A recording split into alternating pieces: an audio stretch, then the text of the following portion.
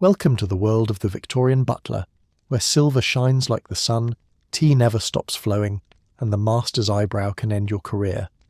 It's a life of polished shoes, perfectly timed gongs, and the occasional staff mutiny over nutmeg that you're somehow expected to sort out before luncheon. So step below stairs, where the real stories were whispered, and the best ones never made it upstairs. If surviving a day in a Victorian household run like a well-polished warship sounds like perfect bedtime listening, tap that like button and hit subscribe. Tell us in the comments where you're listening from and what your grandfather clock says, 1/4 tea time, 1/2 polishing, or somewhere in between, because it's comforting to know we've all faced our share of household skirmishes. Now dim the lights, get cosy, and step into a world where the silver had to sparkle, the bells rang without mercy, and every day was a performance with no encore. You've polished the silver so bright you can see your soul in it, and frankly, it looks tired. The mistress's afternoon tea is a masterpiece. Linen crisp enough to slice a finger, cakes aligned like soldiers, and the sugar bowl glistening like a beacon of refinement. Enter Master Edward, age 12, hair perfectly parted, expression perfectly guilty. He sidles up to the table with the innocent curiosity of a boy who has definitely been banned from the kitchens more than once. You catch him loitering near the sugar bowl and raise an eyebrow, the kind of eyebrow that has reduced maids to tears, but he simply flashes you the wide-eyed look of a choir boy who's never even heard of mischief. The guests arrive, hats are removed, polite chatter begins, the mistress beams, and then Lady Hargrave, the sort of woman who could curdle milk just by looking at it, spoons a generous heap of sugar into a tea. Only it isn't sugar, it's salt, and not just a pinch. The boy has emptied half the scullery's supply into that bowl. The tea could pickle a mackerel. Lady Hargrave takes a dainty sip. Her face doesn't change, but her eyes do. They widen just a fraction, as though she's glimpsed the Grim Reaper hovering over her teacup.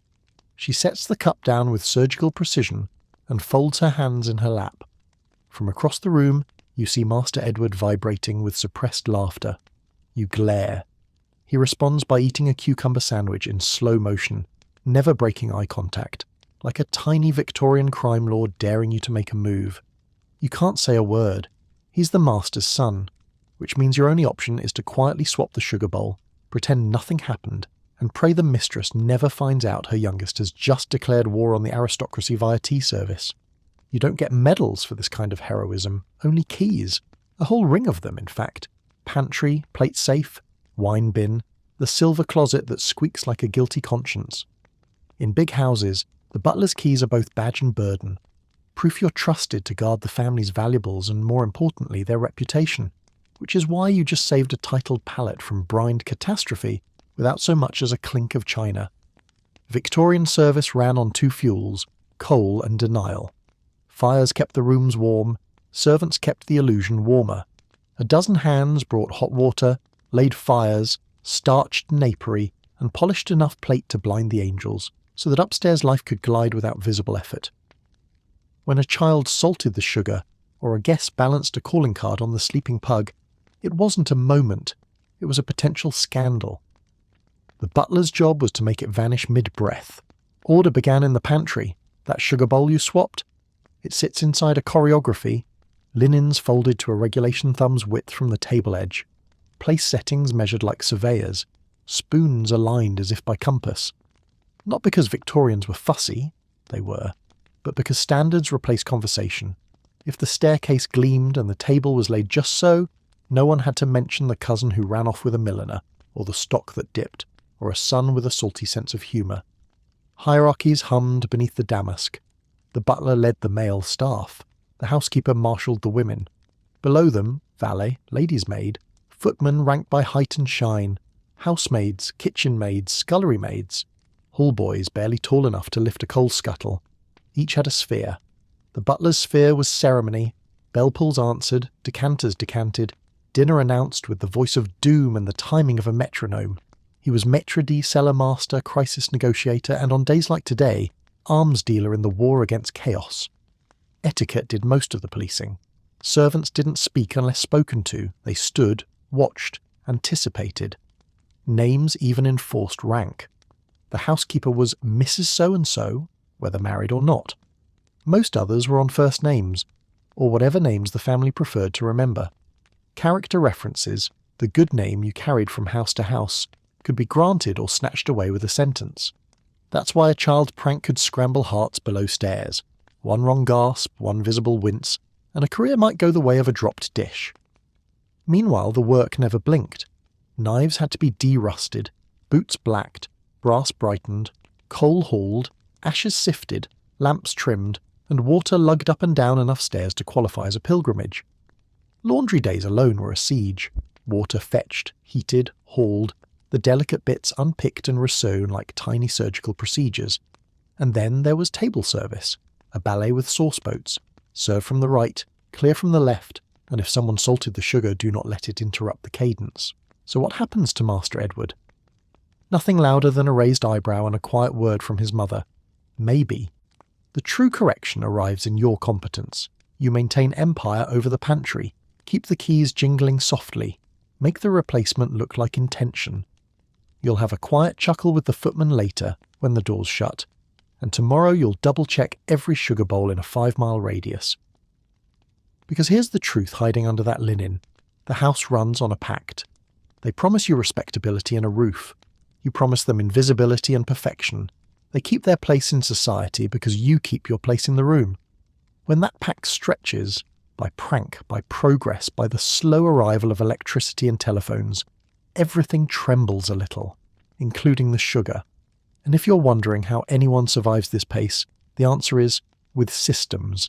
Bells, timetables, seating charts, and a chain of command that behaves like clockwork when the clock is well wound. Which brings us to the next thing you'll need to master before the supper gong sounds. The pecking order below stairs, where status is measured in inches of livery, seniority, and who sits how close to the butler at table. Now that the tea is miraculously unsalted and the guests are none the wiser, follow me down the back stairs. We're going to dinner in the servants' hall, where the real power map is laid out in chairs. You follow the smell of boiled cabbage down the back stairs, because that's the surest way to the servants' hall. Dinner down here is less family gathering and more tiny parliament with cutlery. Everyone has an assigned seat, not written down anywhere, but tattooed into the collective memory like a family feud. Sit in the wrong place, and you'll get the look. Not a loud look. Worse, the silent, slow turn of heads, as if the entire table has just discovered your French. Your seat, of course, is the butler's chair, solid, slightly creaky, with a vantage point over the whole room. It's a throne made of oak and disapproval. From here you can watch the junior footman nervously buttering his bread as though it's an exam, and the scullery maid counting the potatoes to make sure she gets more than the hallboy. The pecking order is clear. Upper servants closest to you and the housekeeper, lower servants toward the far end, near the draughty door that slams open every time the kitchen maid forgets to latch it. Down there it's a different climate zone, cold enough to hang meat, and loud enough that no one hears the gossip until it's 3 days old. Tonight the first course is stew, safe enough, until the second footman decides to accidentally ladle a portion into the kitchen maid's lap. A seating dispute from last Tuesday still hasn't been forgiven, and now the gravy's doing the talking. You say nothing, because the butler's code is simple. Observe everything, react to nothing, and above all keep the soup off your own trousers. The thing about a Victorian household was that the pecking order downstairs was almost as rigid as the one upstairs, only with more potatoes involved. Every servant knew exactly where they stood, both literally and figuratively, and the seating plan in the servants' hall made sure no one forgot it. At the top were the upper servants, you, the butler, presiding over the meal like a mildly disapproving vicar, the housekeeper, custodian of linens and moral order, the cook, high priestess of the kitchen, and the lady's maid and valet who served the mistress and master directly. These were the elite, the ones who could afford to keep their fingernails clean and their opinions polished. Further down the table were the lower servants, footmen, parlour maids, laundry maids, kitchen maids, and finally, at the very end, the scullery maid and hallboy. The closer your chair was to the draughty end door, the less anyone wanted your job. That door was the great equalizer. It didn't care if you were in the middle of a sentence, it would swing open, slap you in the back of the head, and send your bread roll rolling toward the fireplace. These divisions weren't just for meal times. Rank determined who you spoke to, where you worked, and whether you addressed someone as Mr., Mrs., or just Mary. It even affected when you were allowed to eat. Upper servants were served first, with the choicest cuts, while lower servants got what was left, sometimes requiring a good deal of imagination to identify. The arrangement wasn't purely about snobbery, though there was plenty of that.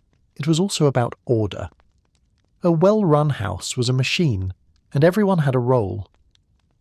The butler kept the pantry, plate and wine under lock and key. The housekeeper kept the linens and domestic accounts. The cook ruled the kitchen with an iron ladle. The rest followed their orders like regiments, because if a single gear slipped, say, the parlour-maid forgot the mistress's tea or the hall-boy overslept, someone somewhere would get the blame. Usually the wrong someone. It was a social ladder you could climb, but slowly. A hall-boy might become a footman might become a butler, though this took years, spotless references, and the kind of patience normally reserved for saints and people stuck in railway stations. Most stayed in their lane, keeping their head down and their chair firmly in its proper place. So, the next time a seating dispute erupts over stew, remember, it isn't just about who sits where.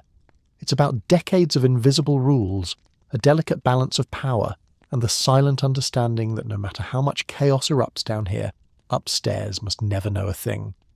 And speaking of invisible rules, tomorrow's breakfast service will require a whole new set of them, along with a steady hand, a straight back, and an ability to smile politely at someone who's just asked for toast again.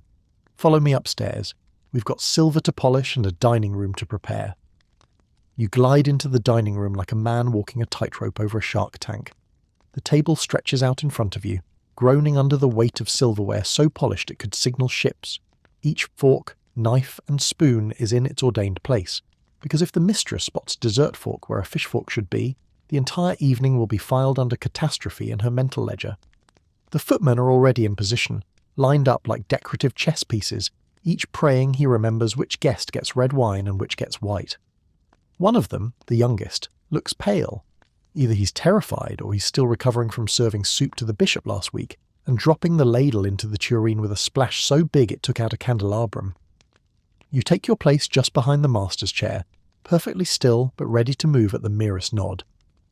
Conversation floats around the room, hunting, politics, someone's gout, but you're listening for the real signals, the subtle clink of cutlery that means a course is finished, or the sudden dreadful pause that means a guest has just found a fish bone. Your goal is to keep the evening moving without anyone noticing you've done a thing.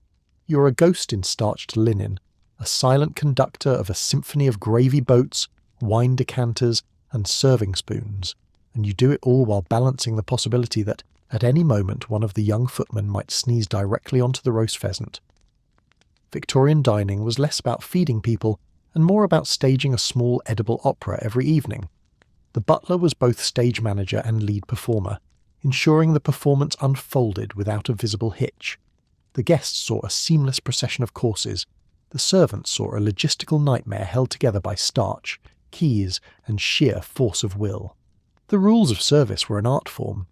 You served from the right, cleared from the left, poured wine with your palm facing up, and never, ever let a guest's plate be empty for more than a heartbeat.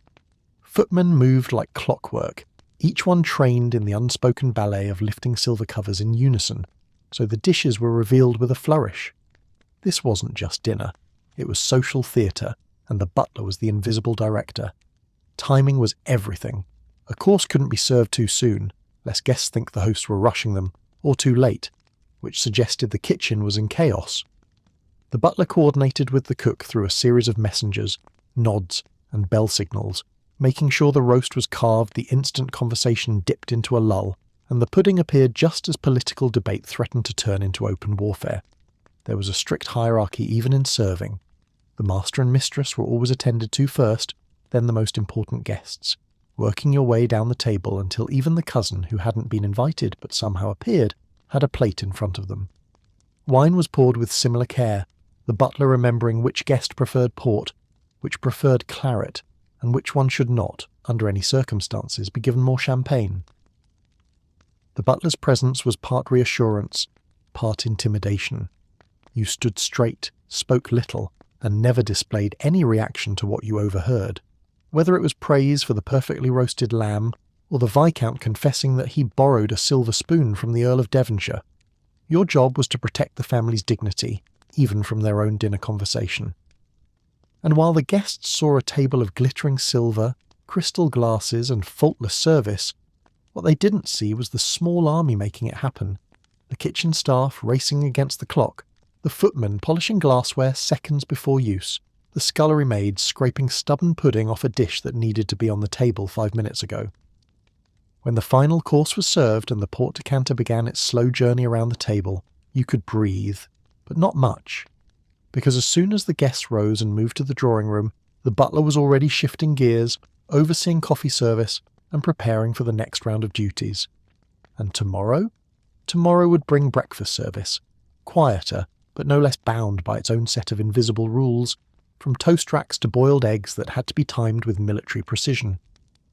But for now, the dining room fades into candlelight, and your footsteps take you toward the pantry, where the silver waits to be polished until it gleams like a promise.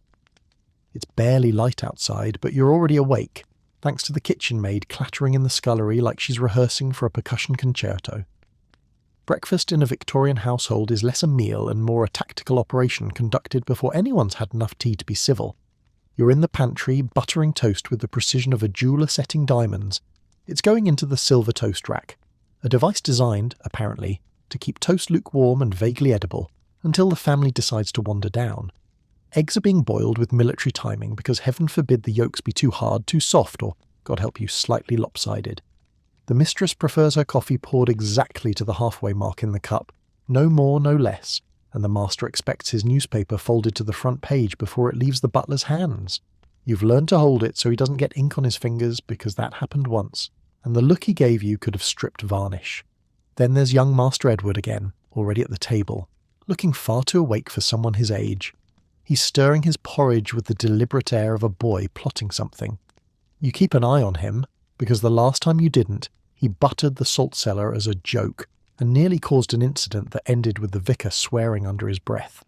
You stand by the sideboard, the picture of calm efficiency, while in your head you're counting the seconds until the post arrives, the dog barks, or someone decides their egg tastes different, and you'll be forced to explain with a perfectly straight face that, no, it's not the wrong chicken.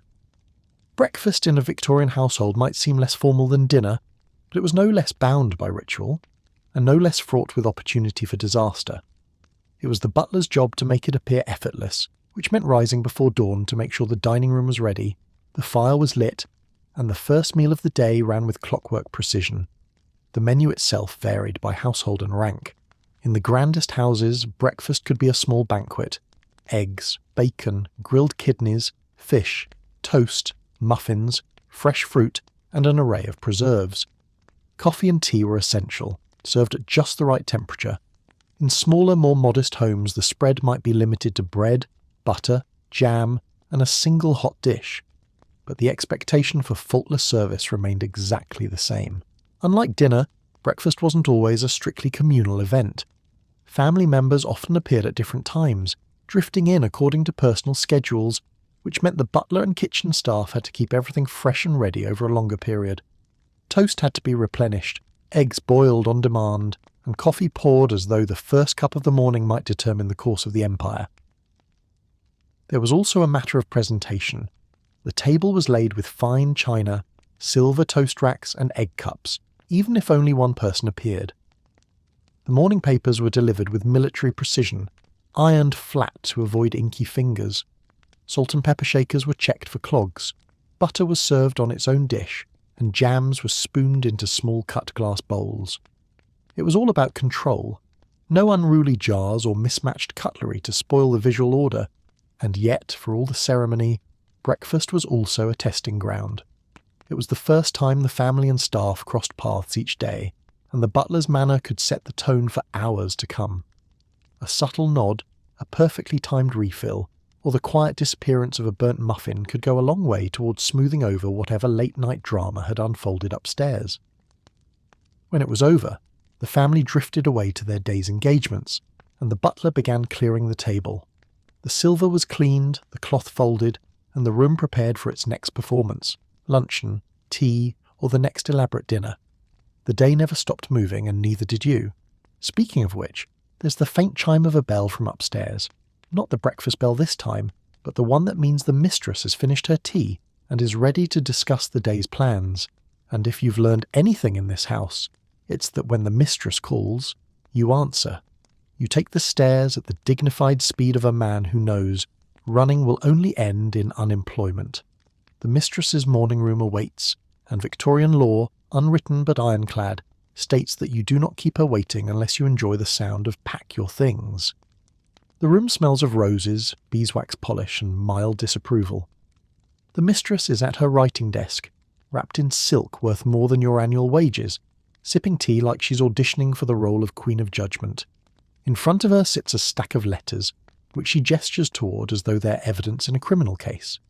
You step forward, careful not to disturb the sacred blotter, while the household cat, fat, smug and faintly evil, glares from your usual spot by the window. The cat has tripped footmen, stolen cake, and once made the vicar swear. You're fairly certain it's running the house. The mistress begins her list. Deliver this note, speak to the housekeeper, dispose of that offensive bush in the front garden. You nod at each command, filing them somewhere between polish the silver and stop Master Edward from launching condiments as weapons. She finishes with, and do make luncheon more elevated today, which you know means extra work for everyone and possibly a pudding that could double as a doorstop. The morning room was the nerve centre of a Victorian household, at least from the mistress's perspective. It was where she read her correspondence, planned social engagements, managed charitable obligations, and occasionally issued orders with the efficiency of a general plotting a small military campaign. The butler's role in this room wasn't just to deliver letters, it was to absorb, organise, and quietly ensure that every request, no matter how vague, was translated into action. The hierarchy here was subtle, but absolute. While the master oversaw finances, property and political or business affairs, the mistress ran the home as a kingdom in its own right. Everything from the flower arrangements to the seating at dinner fell under her jurisdiction. The butler became her point of contact with the rest of the staff, carrying instructions like a diplomatic envoy, only with more opportunities to be interrupted by a bell. The morning room was also a kind of filtering station. The butler decided which visitors could be admitted, which letters merited immediate delivery, and which tradesmen could be kept waiting just long enough to remember their manners. Even the act of taking tea here carried weight. It was part hospitality, part performance, and part surveillance over the smooth running of the household. And then there were the animals. Many Victorian mistresses adored their pets, often giving them free rein of the house and the kind of dietary privileges that made the cook grind her teeth. For the butler, this meant factoring a Pomeranian or a tabby into the daily flow of operations, because no one wanted to be the servant who let the cat out, or worse, let it in with muddy paws. When the mistress's instructions were given, they were expected to be carried out with invisible efficiency. Whether make luncheon more elevated meant sourcing exotic fruit or just arranging the cold meats into more artistic piles, the butler made it happen. The goal was to create an impression of effortless grace, even if it required an afternoon of running up and down stairs with the speed of a man pursued by creditors. And with the morning room audience over, the butler moved on to the next part of the day's work, keeping the house in motion, the staff in line, and the master content, which, in Victorian England, usually began in a very particular place, the wine cellar. The wine cellar smells like a cross between damp stone and quiet judgment. You unlock the heavy door with the sort of solemnity usually reserved for bank vaults, because in a house like this the contents are just as valuable, and in some cases more likely to be consumed quickly. The lantern throws long shadows over racks that march away into darkness, each bottle wearing its own fur coat of dust. You pause to appreciate the scene. It's your kingdom after all, and then begin the slow process of counting and checking. 3 dozen bottles of claret, 2 dozen of champagne, a tidy row of sherry, the occasional stout bottle of port, and on the lowest shelf the medicinal gin, which is somehow always the first thing to run out. Your assistant for the morning is the second footman, drafted in because he likes to learn about wine. What he actually likes is staring at the bottles as if he's wondering how they taste in a chipped mug. You catch him gazing longingly at an 1820 port and clear your throat. He jumps, mutters something about checking for cobwebs, and busies himself with a bottle of table claret that doesn't need half that much attention. You move methodically down the rows, checking the labels, nudging bottles back into their cradles, making sure the dust is even, because the master will notice if a vintage looks suspiciously clean. And then there's restocking day, when crates arrive covered in dock dust, labels askew, and the French ones upside down just to keep you humble. On those days, the cellar feels less like a sanctuary and more like a puzzle, designed to ruin your afternoon. In a grand Victorian household, the wine cellar was more than storage. It was a declaration of refinement. The arrangement of bottles spoke of taste, wealth, and the patience to let vintages mature, rather than serve them straight from the merchant's wagon. The butler was the keeper of this world, holding the only key alongside the master and guarding its order with quiet vigilance. Bottles were organised by type, region and age, each in its proper place. Choosing the right wine for the right occasion wasn't guesswork. It was a studied skill. Manuals of the day could be severe in their instructions. To serve the wrong wine with a dish was a faux pas, and certain pairings were deemed downright barbaric. One etiquette writer warned that serving claret with fish was an insult to both, and port before pudding was a mark of the lower orders. Mistakes could be more than embarrassing. They could have consequences. Servants swapped tales of a butler dismissed for serving champagne with roast mutton, the mistress declaring she never recovered her social standing. On the other hand, the right pairing could earn quiet approval and sometimes a better reference when it came time to move on. Decanting was a precise ritual. Many wines were unfiltered and needed to be poured slowly to leave the sediment behind, the liquid then left to breathe under the butler's watchful eye. It was placed where no careless footman could jostle it, and no curious guest could decide to sample the aroma. Theft was rare but always a possibility.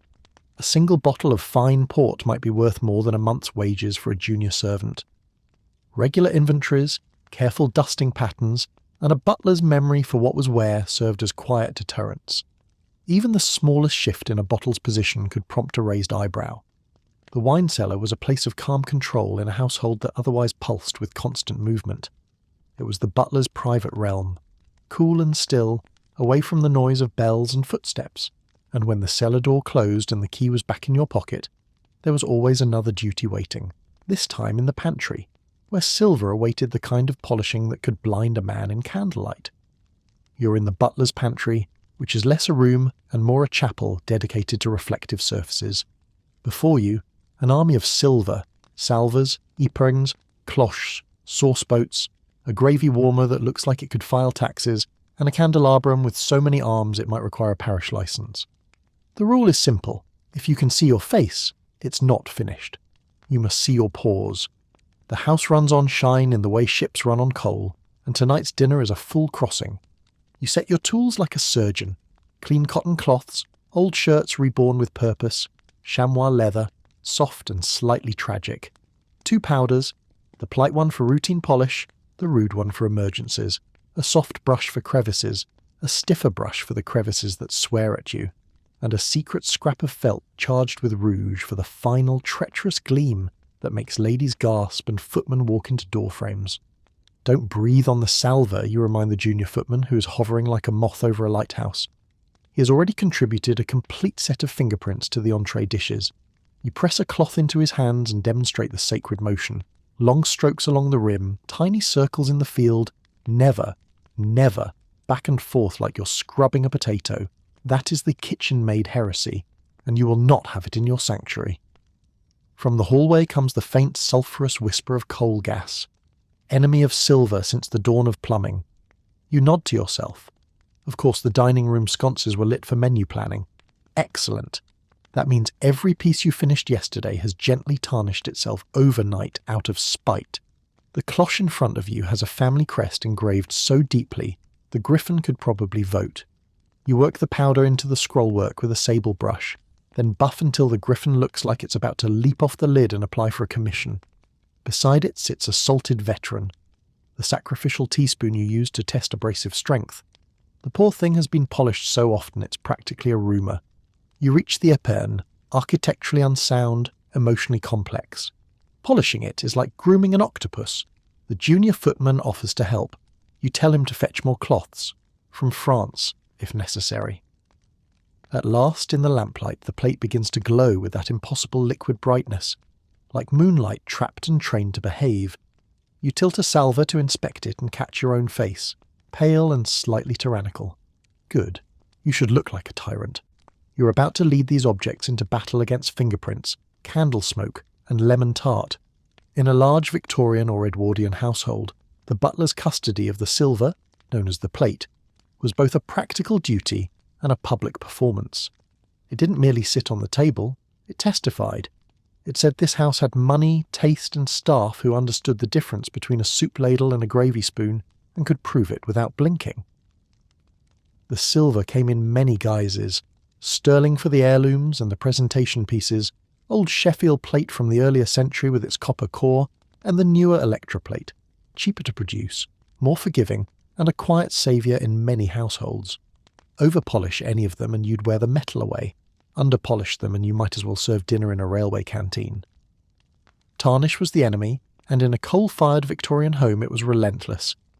Gas lighting, fireplaces, wool carpets, rubber fittings, even boiled eggs all conspired to coat silver in a fine film of dullness. There was a saying in some pantries, if you could smell the gas mantles, the forks were already turning grey. The butler's polishing kit was an armoury in miniature. Plate powder for regular care, a stronger paste for emergencies, soft brushes for engraved arms and beaded rims, chamois for the final buff, and jeweller's rouge for that last dangerous mirror finish. Over the years, some polishers proved almost as damaging as neglect, stripping silver along with the tarnish. The wise butler relied on gentle, frequent care rather than heroic rescues. The polishing itself followed a set choreography. To grease the piece first, apply powder in even strokes, use a fine brush to chase tarnish out of crests and scrollwork, then buff until you could read the inventory book in the reflection.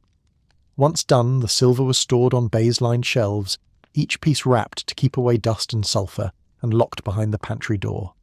The keys stayed on the butler day and night.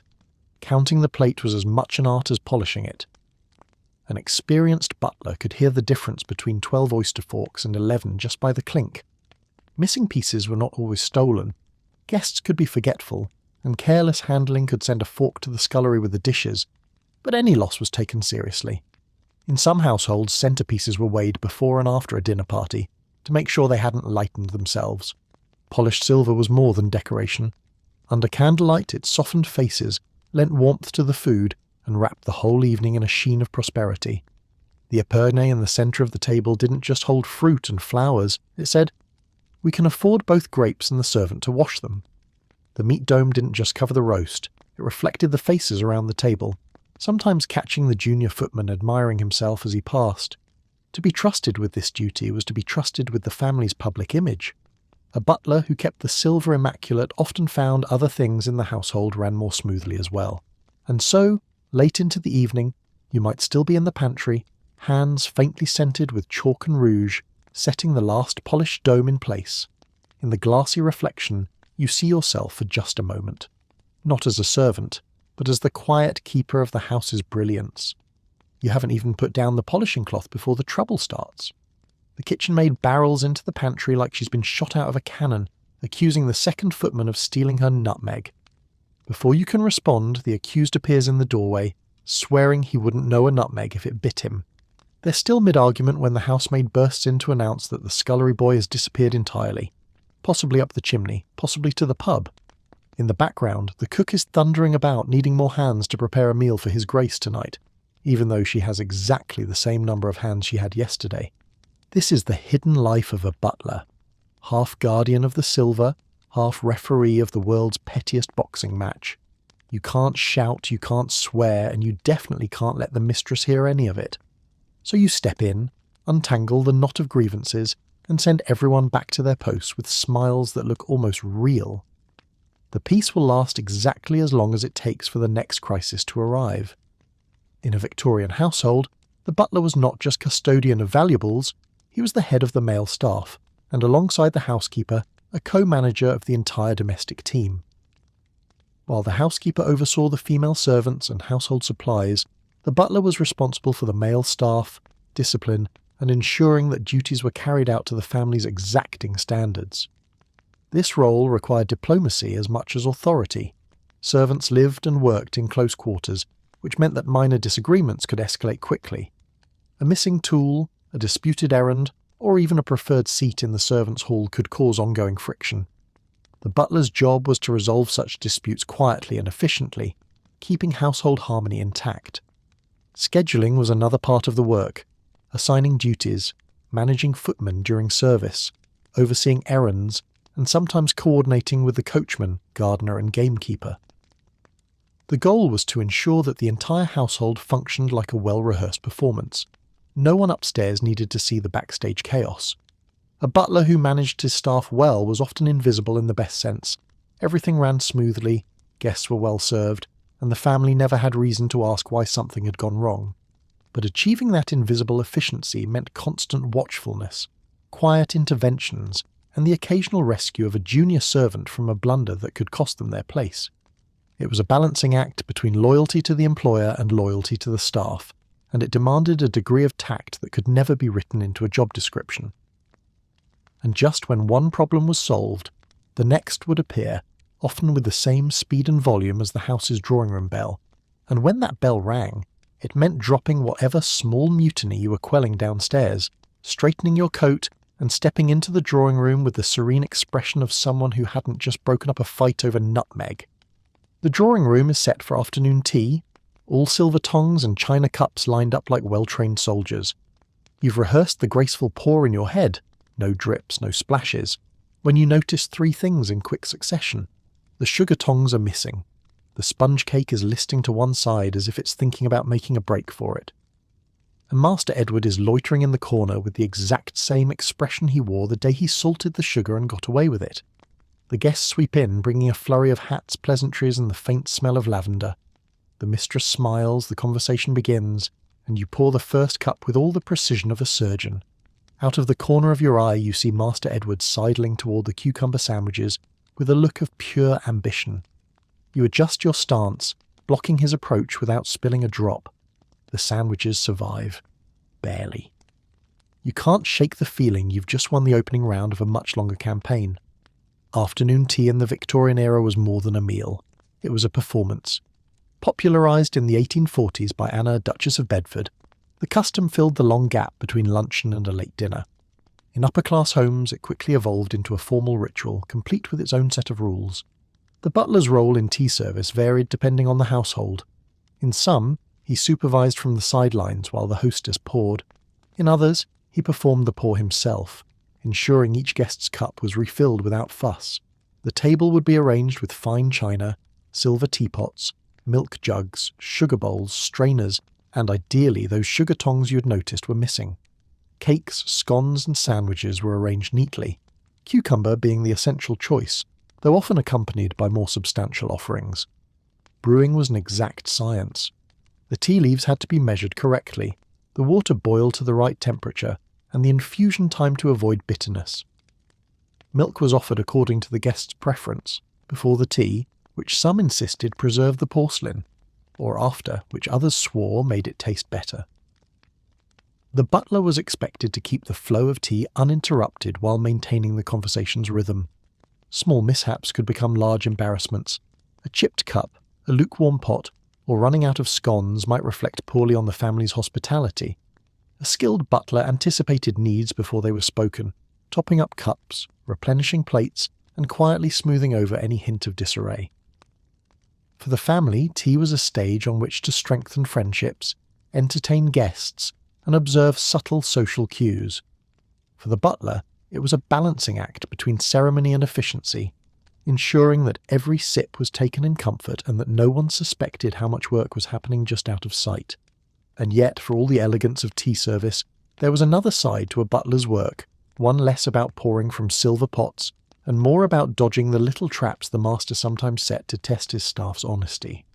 You see at the moment you walk into the hall, a shilling, gleaming under the gaslight like it's just been personally polished by the Bank of England, is lying dead centre on the table. No stray papers, no calling cards, no excuse for being there. And that's how you know. The master never leaves money out, which means this is a test. One of his little loyalty checks, designed to make sure no one in the household has suddenly developed expensive tastes in the last 24 hours. You'd roll your eyes if you could do it without smudging your polished butler expression. Before you can quietly remove it, the hall boy clatters in, still carrying the coal scuttle he was supposed to deliver 10 minutes ago. His eyes fall on the shilling, and you watch, helpless, as curiosity blooms into wonder, then into the kind of sly grin usually reserved for boys who've just learned a rude word. "Don't even think about it," you say. "I'm not," he replies, which is exactly what someone says right before thinking about it. Sure enough, his hand hovers, hesitates, then, like a moth to a shiny, unemployment-causing flame, he pockets the coin. The sound it makes, that tiny metallic chink, is deafening. In 5 minutes, the master will be discovering his missing shilling with a gasp worthy of the theatre, and in 6 minutes the hall boy will be explaining himself while you stand nearby, rehearsing how to say "I told you so" without actually saying it. Victorian employers were often obsessed with the moral character of their servants, and some went to extraordinary and occasionally absurd lengths to test it. The idea was simple. Servants had access to valuables, and the household's good name relied on their honesty. A single theft, no matter how small, could tarnish reputations on both sides of the green baize door. One common tactic was the planted temptation, leaving a coin, a trinket, or a piece of silver in an obvious place to see if it disappeared. Butlers and housekeepers sometimes knew about these tests in advance and were expected to watch discreetly. If the item went missing, the culprit could face anything from a stern lecture to immediate dismissal, often without a reference, which could ruin a servant's career. Other loyalty tests were subtler. Masters might ask servants to carry messages that contained deliberate misinformation to see whether the information would leak. They might misplace an object and watch how the staff reacted, or instruct one servant to deliver something valuable to another just to see if it arrived intact. While these tests were ostensibly about protecting the household, they also reinforced the power dynamic between employer and servant. Passing a test might earn quiet approval. Failing it could mean instant unemployment. For the butler, part of the job was to keep an eye out for these traps, and, where possible, prevent the less experienced staff from stumbling into them. It was a delicate balance, protecting the household's property while also shielding the staff from the kind of blunders that could cost them everything. And sometimes it meant intercepting a planted coin before anyone else could, returning it to the master with a polite nod, and silently wishing he'd find a new hobby. Of course, not all threats to the household came from inside, some came from outside, the changing world beyond the gates, where new opportunities were tempting servants away in droves. And that's the rumble you start to hear next. It starts with the grocer's boy. He arrives half an hour late, looking smug and carrying the day's paper, like he's about to read the news to you personally. You sign for the delivery, check the potatoes for signs of treachery, and are halfway through counting the eggs when he says, "You know, they're paying twice your wages down at the mill." You freeze, an egg in each hand. The kitchen maid, conveniently polishing the bread bin within earshot, stops mid-buff. The second footman appears in the doorway with the uncanny timing of someone who wasn't part of the conversation, but is very keen to be.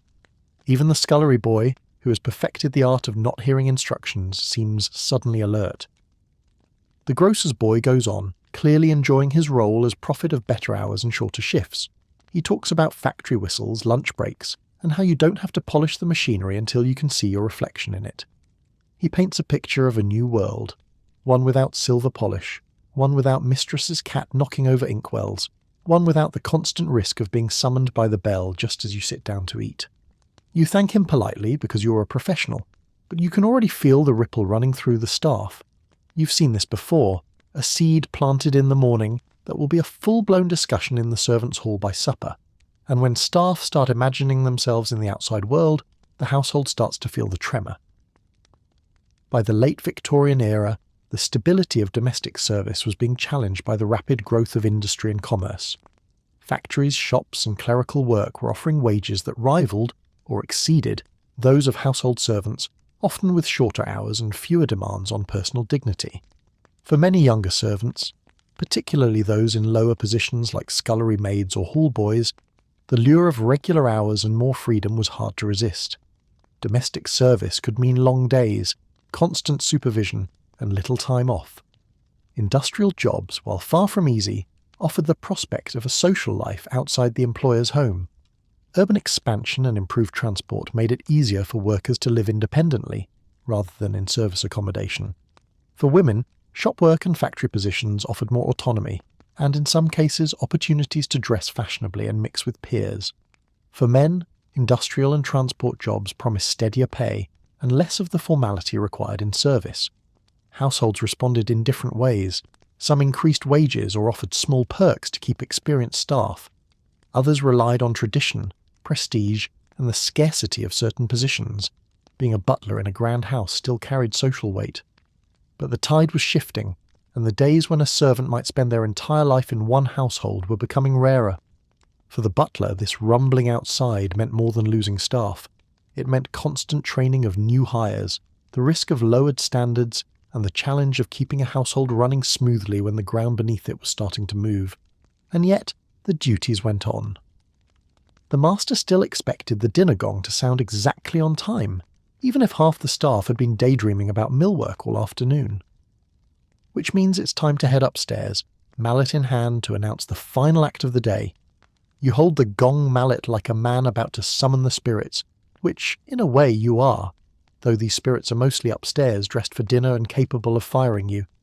The key is to strike it just hard enough to be heard in the farthest bedroom, but not so hard that you send the pug under the sofa again. The first strike rings out, deep, resonant, and entirely dignified. The second follows, timed perfectly so the household can't pretend they didn't hear it. On the third, the scullery boy startles in the hall and drops a ladle with a clatter that echoes halfway to the kitchen. You make a mental note to have a word with him about blending into the furniture during formal announcements. Upstairs, you hear the stirrings of the dinner parade, shoes on polished floors, the faint swish of silk, a cough that's been carefully rehearsed for maximum aristocratic effect. You know exactly who will arrive fashionably late, who will be on time to the second, and who will appear slightly flushed because they were finishing just one more sherry before the meal. As you hang the mallet back on its hook, you brace yourself. Dinner is the grand finale of the butler's day, a performance with more moving parts than a clock, and about the same level of subtle ticking. It's your job to make it all look effortless while keeping a mental checklist the length of the table itself. The dinner gong was more than a noise. It was a signal that the household was shifting into its most formal mode. In grand Victorian homes, dinner was the central social event of the day, often lasting several hours and involving multiple courses, carefully paired wines, and a strict order of service. The butler's responsibility began well before the gong was struck. He coordinated with the cook to ensure that the meal was ready to be served precisely on time, supervised the footman in laying the table, and ensured that all the silver, glass, and china were spotless. Seating arrangements were carefully considered, as these reflected the social hierarchy of the guests. The striking of the gong was a ceremonial moment, often done at a set time each evening. In some households, the sound was also a subtle way of keeping the family and guests on schedule, preventing the meal from being delayed by leisurely dressing or lingering in other rooms. Once dinner began, the butler directed the flow of service, signalling to the footmen when to bring each course, overseeing the pouring of wines and ensuring the smooth removal of plates. Conversation and dining were to proceed seamlessly, with no visible evidence of the work happening just beyond the guest's line of sight. Dinner was also the time when the butler's composure mattered most.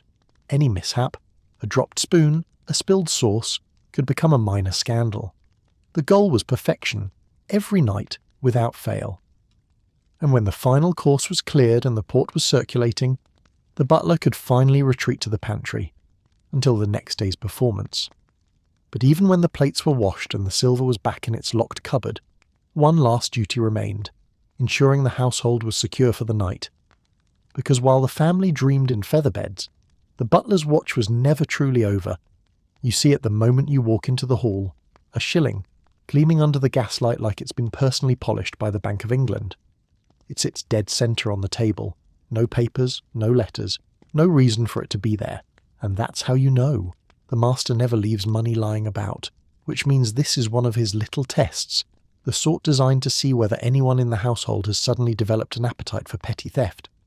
You keep your face carefully neutral, though you'd roll your eyes if you could do it without wrinkling your polished butler expression. Before you can discreetly remove the bait, the hall boy appears with a coal scuttle, spots the coin, and freezes. You can almost see the thoughts forming, wonder, temptation, and the faint gleam of trouble. "Don't," you say. "I'm not," he replies, which is exactly what someone says when they absolutely are. His hand hovers, then pockets the coin with the sort of stealth you could spot in the next county, In 5 minutes, the master will discover the missing shilling. In 6, the hall boy will be stammering his defence. And in 7, you'll be silently working out how to say "I told you so" without actually saying it. Victorian employers often tested their staff's honesty, sometimes with petty theatricality. The planted coin or trinket was a common tactic, left in an obvious place to see if temptation proved too strong. For the butler, these tests were a nuisance. Not only did they disrupt the day's work, but they could damage the morale of the entire staff. Other traps were subtler. False messages sent to see if they leaked, objects moved to test observation, or valuables entrusted to one servant to be delivered to another, purely to confirm they arrived intact. Passing these trials earned quiet approval. Failing them could mean instant dismissal, and worse, the loss of a reference, which could end a career. A good butler did his best to intercept trouble, steering younger staff away from temptation and quietly returning any planted bait before disaster struck. It was part of the job's unspoken duties, protecting the household's property and the staff's livelihoods in equal measure. But not all threats to the household came from within. Some came from beyond the gates, where the world was changing, and the sound of that change was starting to rattle the very walls. It starts with the grocer's boy. He arrives half an hour late, swaggering through the back door as if it's the main entrance of the Savoy, swinging a delivery basket in one hand and the day's newspaper in the other.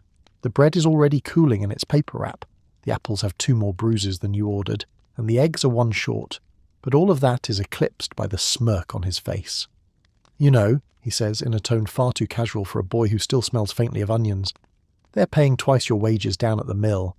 The kitchen maid freezes mid-polish, cloth poised above the bread bin like a suspended curtain. The second footman, who hadn't been within earshot 30 seconds ago, appears in the doorway with a studied air of innocence that fools no one. Even the scullery boy abandons his war against a blackened pot to turn and listen. The grocer's boy is in no hurry. He describes short hours, higher pay, and a glorious life without polishing the same teapot for the 3rd time in a day.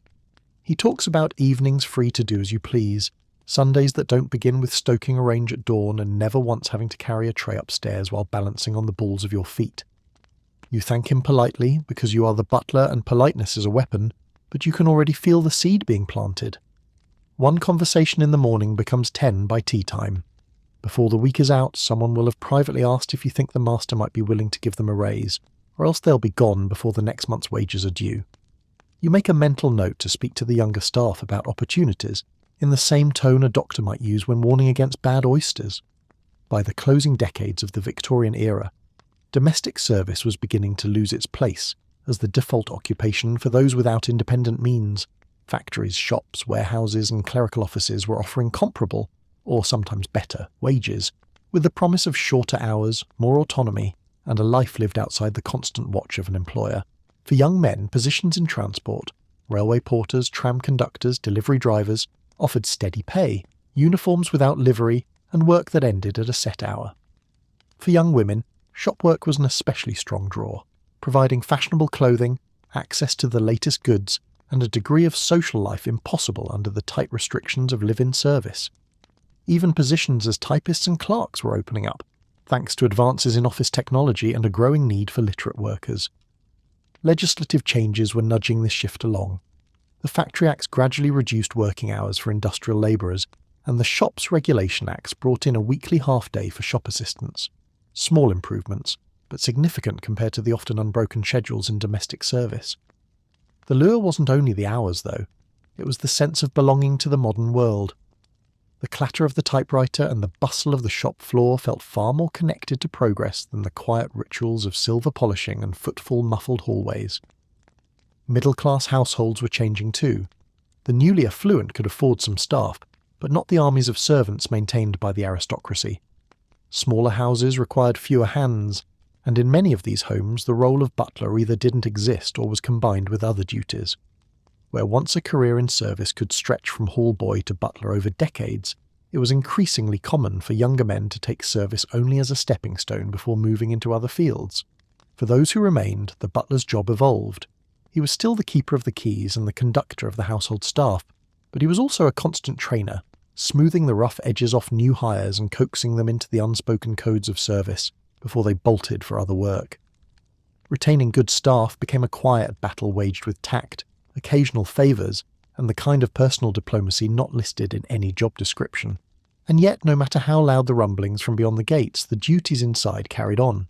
Tonight, as the clock approaches 7, you take the mallet in hand, ready to sound the dinner gong with the kind of precision that makes the whole house pause and reminds everyone, upstairs and down, that the performance will go on. The house is finally quiet. The last of the guests have gone, leaving only the faint scent of cigar smoke in the hall and the echo of polite laughter fading into the night. You move through each room in turn, your footsteps muffled on thick carpets, checking the lamps, banking the fires, locking the doors.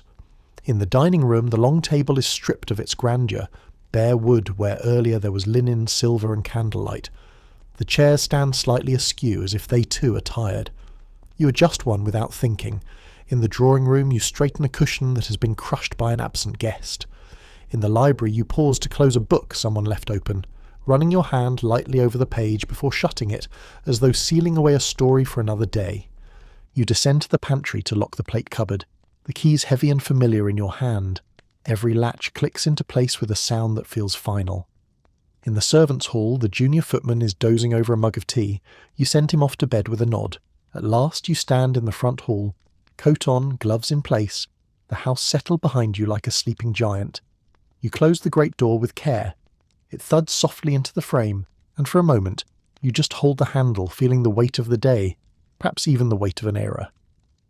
By the final decades of the Victorian period, the world that had shaped the life of the butler was already beginning to recede. The vast households that demanded a full complement of servants were becoming rarer, their expense harder to justify in a society that was slowly but surely changing. The rise of the middle class, industrial opportunities, and shifting attitudes towards service all contributed to the decline. Smaller homes meant fewer staff, and fewer staff meant many of the traditional duties of the butler were absorbed by others, or vanished altogether. Where once a butler might have overseen an entire team of footmen, grooms, and hall boys, now he might be expected to combine his role with that of valet, steward, or even chauffeur. In some cases, the position disappeared entirely, surviving only in the largest and wealthiest estates. For those who remained, the work still carried the same demands: discretion, efficiency, mastery of detail, and the ability to anticipate a household's needs before they were spoken. But increasingly, the butler became less the manager of a living institution and more a custodian of tradition, keeping alive the rituals and refinements of a world that was, piece by piece, slipping away. To close the front door at night was to seal in not only the house's treasures, but its way of life. Each turn of the key was an act of preservation, of service, of ceremony, of the unspoken understanding between master and man.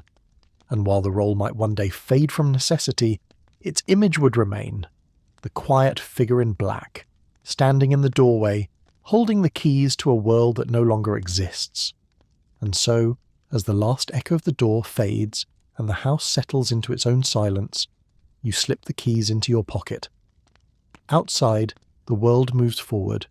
Trains run, factories hum, shop windows glow, but in here, the air still carries the faint polish of silver, the whisper of turned pages, the scent of tea leaves cooling in the pot. You take one last look at the sleeping rooms and, with a quiet nod to no one in particular, turn away. The night belongs to the city now. The house belongs to you until morning. And now, as the last silver is locked away and the house settles beneath a roof that's heard every whisper, I hope this strange walk through a Victorian household lingers, like the faint polish on your fingertips, or the quiet chime of a bell in your ear. You've braved nutmeg disputes, dinner gongs, and candlelit evenings that tested both patience and polish. But now it's time to rest. The fires are banked, the keys are in your pocket, and for tonight the bells have fallen silent. If you're still awake, congratulations, you've survived another relentless day below stairs. Hit subscribe so we can unlock another strange corner of the past tomorrow night. And as you drift, the soft crackle of the fire will carry you deeper, far from the ring of bells and into sleep.